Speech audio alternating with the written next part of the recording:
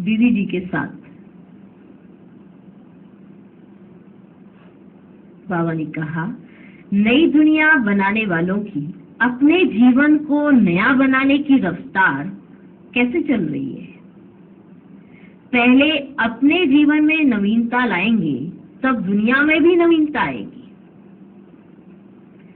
तो जितना अपने जीवन रूपी बिल्डिंग को सुंदर और संपन्न बनाएंगे, उतना ही नई दुनिया में भी सुंदर और संपन्न राज्य भाग्य मिलेगा। जितना अपने जीवन रूपी बिल्डिंग को सुंदर और संपन्न बनाएंगे, उतना नई दुनिया में सुंदर और संपन्न राज्य भाग्य मिलेगा।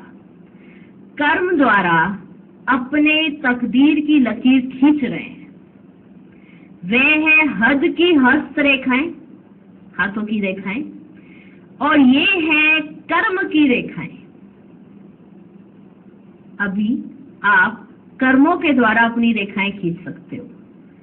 वो जब जन्म लेते हैं तो हस्त रेखाएं बनती हैं, वो है हस्त की रेखाएं, हद की हस्त रेखाएं, और ये है कर्म की रेखाएं। जितना कर्म श्रेष्ठ और स्पष्ट होगा, उतनी भाग्य की रेखाएं श्रेष्ठ और स्पष्ट होगी। जितना आपका कर्म श्रेष्ठ और स्पष्ट होगा, उतनी भाग्य की रेखाएं श्रेष्ठ और स्पष्ट होगी। तो कर्म की रेखाओं से अपना भविष्य खुद ही देख सकते हो। किससे देख सकते हो? कर्म की रेखाओं से अपना भविष्य खुद ही देख सकते हो। पहला प्रश्न आता है, यमुना के किनारे पर कौन रह सकेंगे? यमुना के किनारे पर कौन रह सकेंगे? तो बाबा ने कहा, जिन्होंने सदा के लिए पुरानी दुनिया से किनारा किया है और बाप को सदा साथी बनाया है, वही यमुना के किनारे 7 महल वाले होंगे।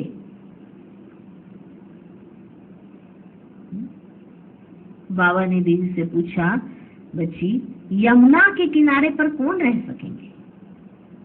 फिर उत्तर भी दिया, जिन्होंने सदा के लिए पुरानी दुनिया से किनारा किया है और बाप को सदा साथी बनाया है, वही यमुना के किनारे 7 महल वाले होंगे। श्री कृष्ण के साथ पढ़ने वाले कौन होंगे? श्री कृष्ण के साथ पढ़ने वाले कौन होंगे? पढ़ने पढ़ाने वाले साथी भी होंगे ना। पढ़ने और पढ़ाने वाले साथी भी तो होंगे ना। जिसका सदैव पढ़ाई, पढ़ाने और पढ़ने में विशेष पाठ है, वही वहां भी विशेष पढ़ाई के साथी बनेंगे। जिनका यहाँ पढ़ाई, पढ़ाने व पढ़ने में विशेष पाठ है, वही वहां भी विशेष पढ़ाई के साथी बनेंगे। रास करने वाले कौन होंगे? रास करने वाले कौन होंगे?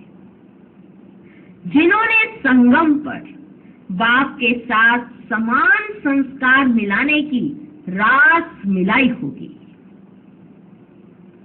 जिन्होंने संगम पर बाप के साथ समान संस्कार मिलाने की रास मिलाई होगी, तो यहाँ जिनकी बाप समान संस्कारों की रास मिलती है, वे वहां रास करेंगे।